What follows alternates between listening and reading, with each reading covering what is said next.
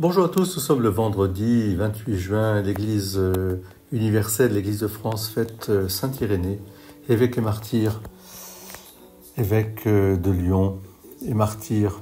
Nous sommes si heureux aussi de prier pour la France, pays de tant de saints, pays de tant de, d'accueil, d'ouverture et en même temps de fermeté pour que France soit France, justement.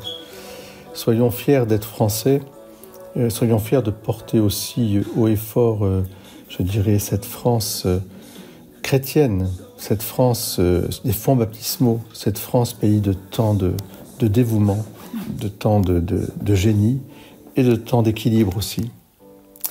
Saint Irénée de Lyon a écrit, au fin du IIIe siècle, avait écrit déjà quelque chose d'important en montrant que ce qui menaçait aussi l'humanité, c'était la prétention orgueilleuse de se passer de Dieu et de créer des systèmes très ingénieux, ce qu'on appellerait des idéologies de nos jours, des gnoses, des idéologies qui viendraient se substituer à la révélation finalement.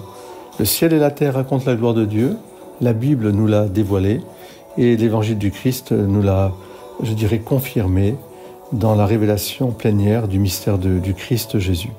Alors, cela est très important en ce jour où nous fêtons ce vendredi Saint-Irénée. Soyons, sous la lumière de l'Esprit Saint, dans le cœur de Jésus, ce cœur sacré de Jésus. Saint-Irénée, martyr, aidez-nous, mon cher Irénée. Saint-Irénée, priez pour la France. Saint-Irénée, gardez-nous fidèles à la foi et que notre foi soit toujours au cœur même du regard que nous portons sur les réalités humaines en vue des réalités du royaume. Alors, faisons tout concourir pour le royaume. Soyons un peu comme ces gens qui ont besoin d'être purifiés. Que le Seigneur nous accorde cette purification. Très beau vendredi. N'oubliez pas à quel prix le Seigneur nous a rachetés, de quel prix. Et soyons lui reconnaissants en vivant notre évangile au large, au grand large, avec une grande joie et sans complexe.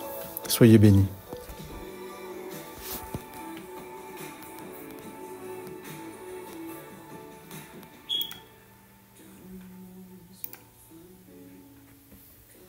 Car la splendeur de Dieu est vivifiante. Ceux qui voient Dieu reçoivent la vie.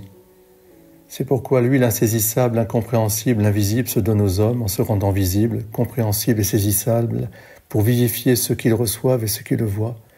Car vivre sans la vie, c'est impossible.